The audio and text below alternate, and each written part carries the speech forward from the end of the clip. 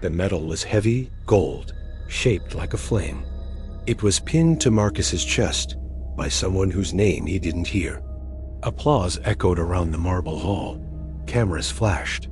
He nodded, smiled, said thank you twice. The mayor called him a hero. The press called him brave. He called himself nothing at all. Outside, the sky wept a soft gray drizzle. Reporters swarmed, asking how it felt to save 10 lives. He lied. He said it felt good, that it meant something, that he'd do it all again. The metal itched against his skin. Beneath the shirt, the scar still burned. A boy's hand he had held, a scream he had silenced, and the room that collapsed before he reached her. His wife. Her name was still in the papers. Her photo still framed in his apartment. But Marcus had stopped saying it out loud. At night, he traced the shape of the metal on his dresser, like a wound that hadn't closed. And this morning, when they gave him a second one, the edges were hotter. On the way home, he stared at the metal resting on the passenger seat. Traffic crawled. People moved. Life went on. The metal shimmered and darkened, melted. Before he could reach for it, it moved, slid toward him, climbed his chest, pressed into the scar like it belonged, and as he screamed, it burst. Smoke poured from the wound, not upward, but inward. The world tilted. The cars stopped, and the city fell away. Marcus didn't fall. He was pulled. The ground was not ground. It moved subtly, like breath beneath his boots. Dark water stretched into the horizon, shallow and mirror-still, reflecting a sky with no sun. Instead, suspended above, was a burning crack in the heavens, as if the sky itself had split open and couldn't decide whether to bleed or scream. Marcus stood knee-deep in the flooded street of a city that should not exist. Skyscrapers leaned like wilted flowers. Every window showed a memory not his own. People arguing, children waiting, a woman brushing her hair beside a candle too close to the drapes. He turned. Behind him, the ripple of his own arrival still echoed in the water. A single building stood intact. A firehouse, old and rusted. The number 17 burned above the door, but the flame was ice blue. He didn't want to enter, so the door opened on its own. Inside, the walls were covered in medals, dozens of them, all shaped like flames, all inscribed with names. None were his. His chest throbbed.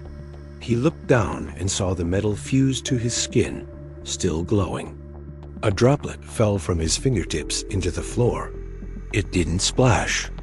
It spread, rippling through the ground like ink in water. He stepped back, startled. Another drop, this time from his shoulder. But he wasn't wet. He felt dry, brittle, but the water came anyway. Then the whisper came from the shadows above the stairwell. You carry what they buried, but it still burns. He reached for the wall. The moment his hand touched the brick, it wasn't brick anymore.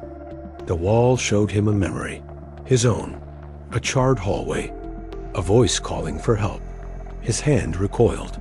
The water beneath him turned darker, and in its reflection, his face rippled and fractured like he no longer remembered who he was. He looked at his palm. Blue light traced the veins beneath his skin, pulsing toward the metal now embedded in him. When he stepped outside again, the city had shifted. The water was deeper, and the sky cracked wider. Marcus didn't know what he was becoming, but whatever it was, it had already begun. Marcus moved through the flooded corridors. Each step met with the soft splash of ankle-deep water. The city of Naraka breathed around him, though no air moved. Walls curved unnaturally, forming shapes that suggested faces in pain, frozen mid-scream. Above, the sky rippled like the surface of a vast ocean, turned upside down. He didn't know how long he'd been walking.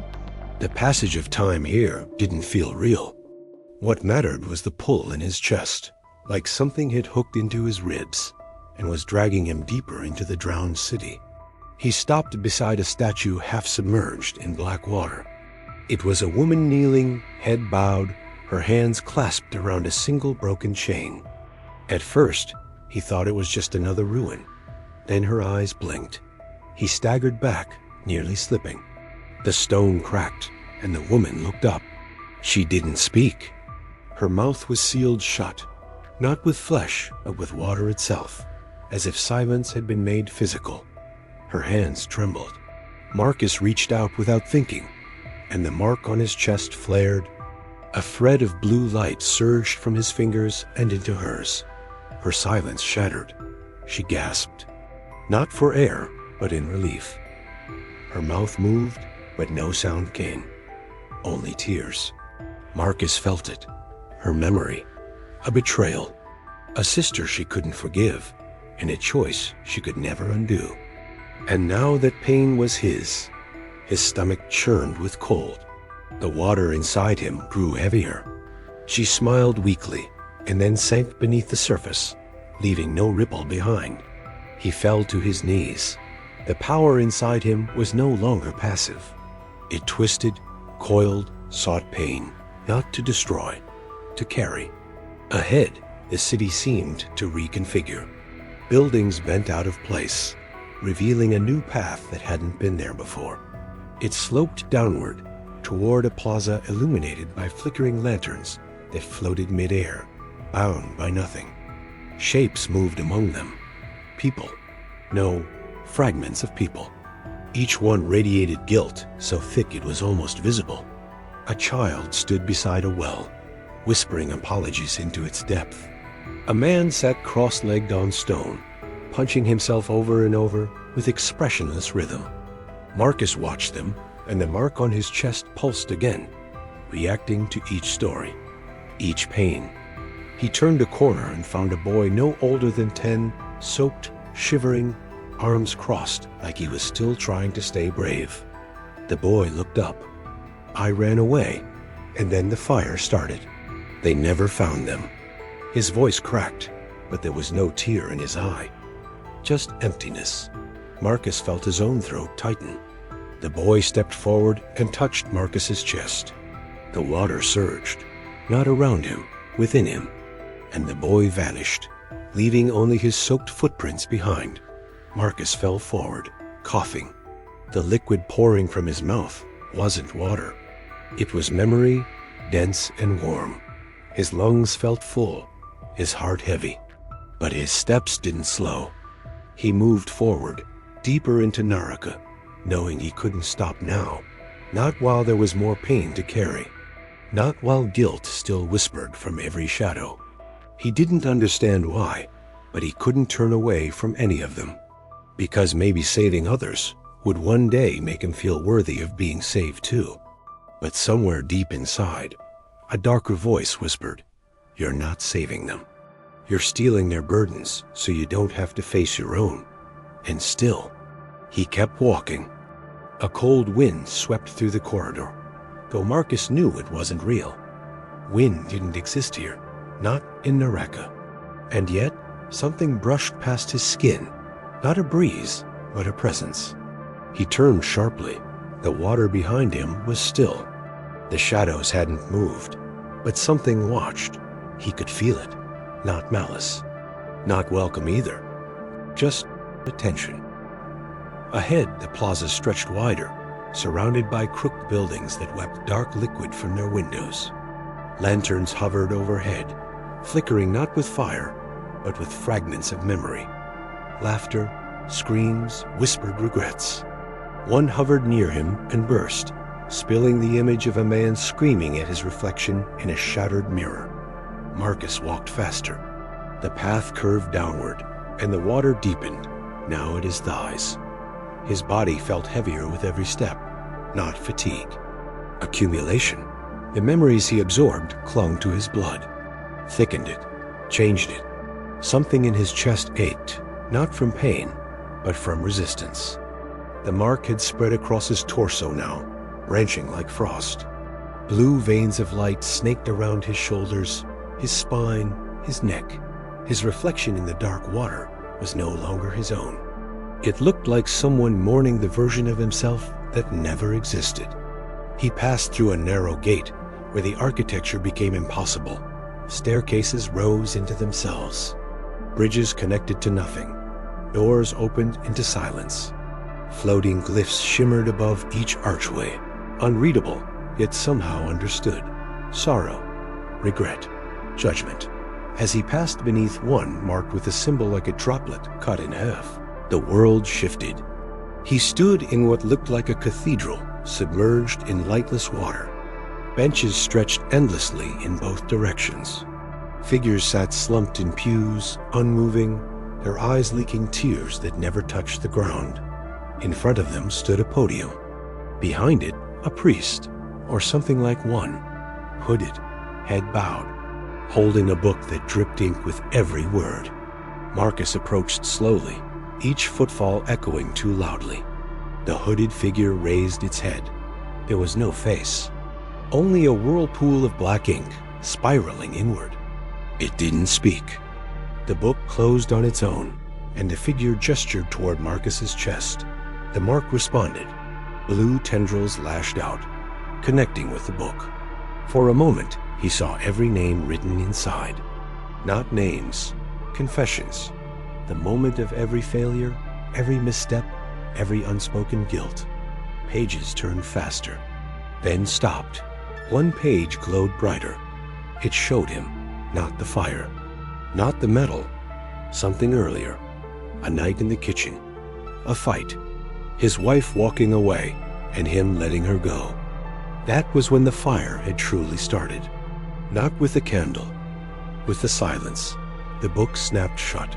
The priest bowed, then dissolved into ink that spread across the floor like spilled remorse. The walls of the cathedral melted, revealing another corridor, this one pulsing with a low, rhythmic sound. A heartbeat? No, a pulse, calling him deeper. He followed. The floor became glass, and beneath it, memories churned. Not his. A woman screaming into a phone. A soldier firing into darkness.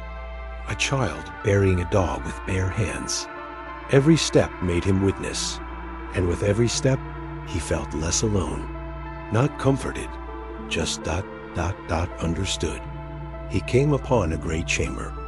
Water fell from above in slow-motion streams, forming rivers that twisted upward, defying gravity.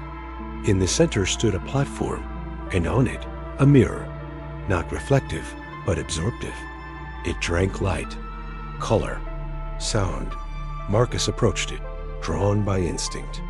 When he touched it, the mirror didn't show his face.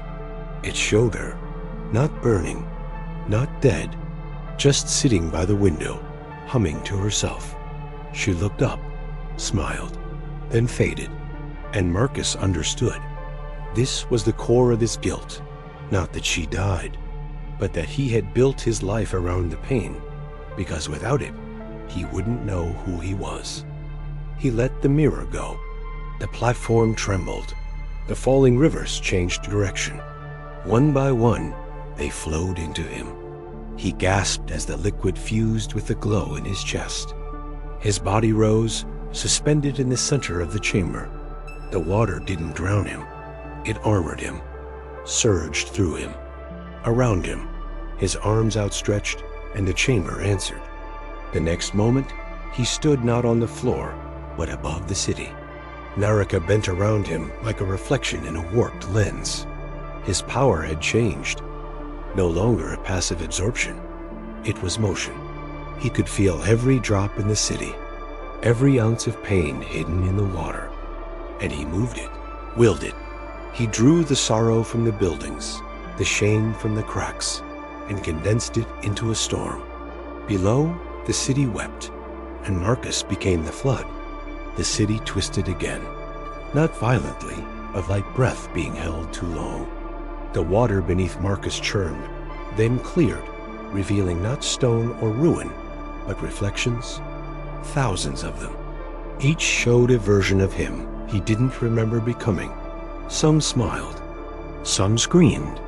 One sat in the burning wreckage of his home, rocking back and forth. Another stood before a mirror, metal in hand, whispering apologies to no one. They didn't move like mirrors. They moved like warnings. He turned away, but the images clung to his thoughts like wet cloth. As he stepped forward, the current shifted, not pulling him under, but sideways, down a spiral that hadn't been there moments ago. The path sloped into a subterranean chamber where water cascaded from the ceiling in thin, silent streams. In the center stood a boy, motionless, his back turned. Marcus approached carefully, expecting another fractured soul. But as he stepped closer, the boy turned, and Marcus froze. The face was his, younger, cleaner, before the fire. The boy stared with eyes too old, too full. "You keep taking what doesn't belong to you," the boy said. "Their guilt, their pain, their consequences." Marcus opened his mouth, but no words came. The boy pointed to his chest. "You never faced what you did. You wrapped it in kindness, covered it in other people's wounds so you wouldn't have to feel your own." The blue light in Marcus's chest flared and dimmed. The boy stepped closer. "You think if you drown in a sorrow, you'll find her at the bottom." He reached forward and touched Marcus's face. But she's not there. The chamber collapsed in silence. Water rushed upward, swallowing the world. When Marcus surfaced, he was back above ground, but Naraka had changed again. Towers of bone-white coral rose from the streets. Lanterns now floated like jellyfish through the mist. And in the distance, a bell rang 3 times, not a sound, a sensation, a calling. The path ahead had shifted. It sloped upward now, toward what looked like a cathedral made entirely of woven branches and glistening vines. As Marcus stepped inside, he saw no pews, no altar, just rows of pools, shallow, circular, and glowing faintly. In each, a person stood knee-deep, whispering to their own reflection. Some wept, others begged. One simply stood still, eyes closed, letting their guilt bleed into the water like ink. A figure stood at the center, cloaked, featureless, holding a staff carved from obsidian coral. The figure didn't speak. Instead, they raised the staff and pointed toward Marcus. The pools rippled. The whispers stopped. Every eye turned toward him.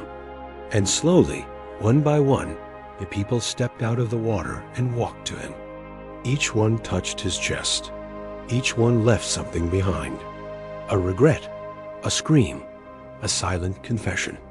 And Marcus felt himself swelling, cracking from within. The power inside him begged to be released, but still he held it, carried it, until the cloaked figure lowered the staff. "You have taken too much," they said. "You have become the storm." Marcus trembled. Water poured from his mouth, his eyes, his hands. Not spilling, flowing, a deluge without end. The cathedral began to flood, but no one moved. The people stood calmly as the water rose around them. And Marcus rose with it, not drowning, rising, becoming something more. He lifted his arms, and the cathedral transformed. The walls peeled upward into waves. The roof cracked into clouds. He was no longer man. He was flood. He was memory, overflowing. And then came the scream. Not from Marcus, from Naraka. A deep, aching sound that shook the air and cracked the sky. He turned and saw it. A breach. A tier above the city, wider than before. It pulsed, not with light, but with hunger. From it came not demons, nor beasts, but silence, cold and final. The null. The pull returned, harder than ever, but not for him alone. The people around him began to fade, their bodies turning to mist. Their guilt lifted, not by his hands, but by his sacrifice. Marcus understood.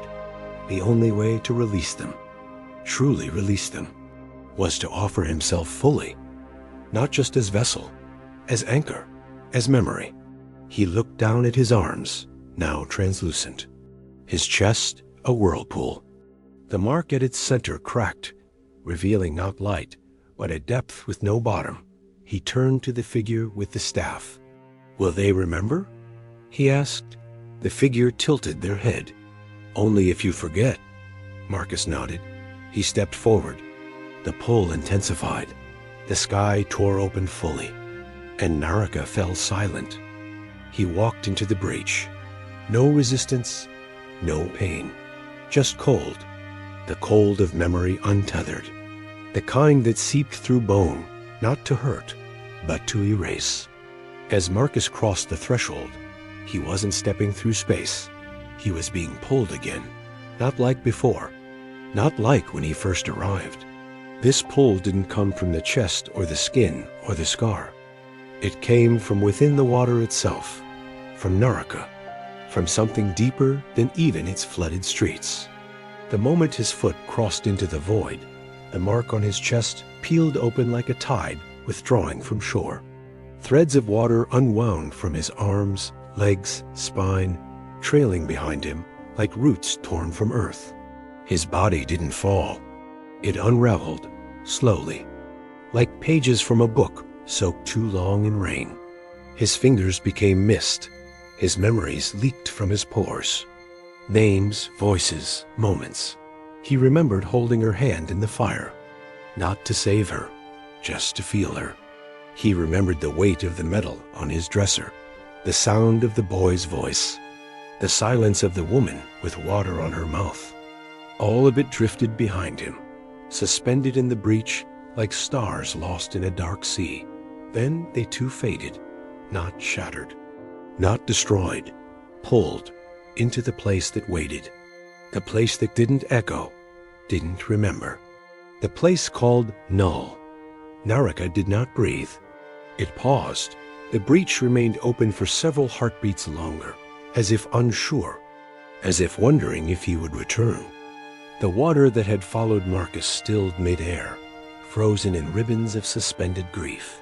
Then, with a sigh too soft to be sound, the breach collapsed inward, folding like a wound reluctantly closing. Not healed, just done bleeding. The path to null was sealed, not by magic, not by force, but by choice, his. Silence settled over Naraka, not the absence of noise, the presence of release. The lanterns no longer flickered, they glowed steady. The sky remained split, but no longer screamed. A hush spread through the submerged city, thick as fog, gentle as sleep. The cathedral of vines unraveled and drifted into the mist.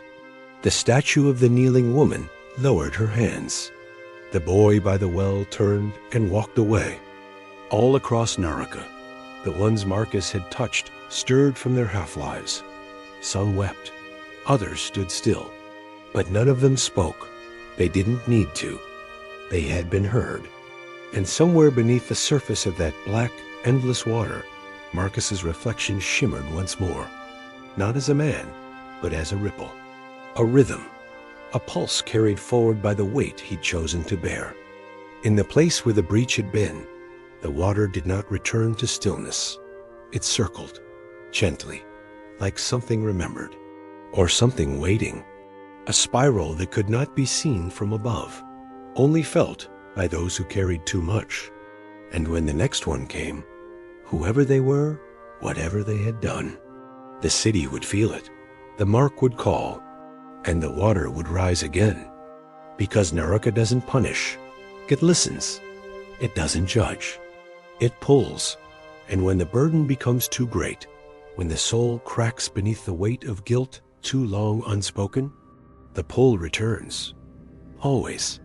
Marcus was gone, not buried, not praised, not mourned, just pulled into the place that is not death, not forgetting, only null. Many years later, the world had moved on. Few remembered the fire, fewer remembered the man. But beneath a crooked tree in a quiet cemetery, one grave remained untouched by time. A woman stood before it, late 30s, hands trembling. In her eyes, not just grief, but recognition. He had pulled her from the flames when she was a child, saved her life. And ever since, she had wondered, why her? Why not the woman he loved? She had lived her life inside that question, carried it like an invisible wound. Some days it felt like debt, other days like guilt, but mostly it felt like grief, not for the flames, not for the scars, but for the life that followed. A life where joy always felt borrowed, where every quiet moment echoed with absence. She had married, had children, smiled in photos, but underneath, a hollow space remained, a silence shaped like the man who gave his life so she could keep hers. Now, standing before the grave, that silence roared. Her legs gave. She dropped to her knees, fingers trembling against the cold stone. The stone was warm, but the name still visible. Marcus E. Howley. He tried to carry the flood. The words blurred through her tears, not because of memory, but because, in that moment, the grief she thought she'd buried rose like a tide. A sob escaped, raw, unfiltered, the kind that lives in bone, and the world responded. The breeze stopped. The light dimmed, just slightly. The earth beneath her hand trembled, not as a warning, but as a welcome. From the center of her chest, a glow began, pale blue, like moonlight trapped in water. She didn't understand, but she didn't resist, because when the pull came, it felt like going home.